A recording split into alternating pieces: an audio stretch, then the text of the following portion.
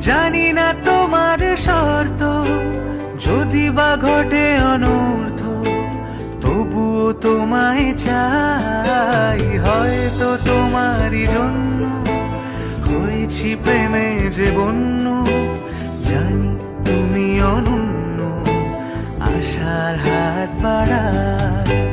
যদি কখনো একান্তে চেয়েছি তোমায় জানতে, শুরু থেকে শেষ প্রান্তে ছুটে ছুটে এসেছি তাই।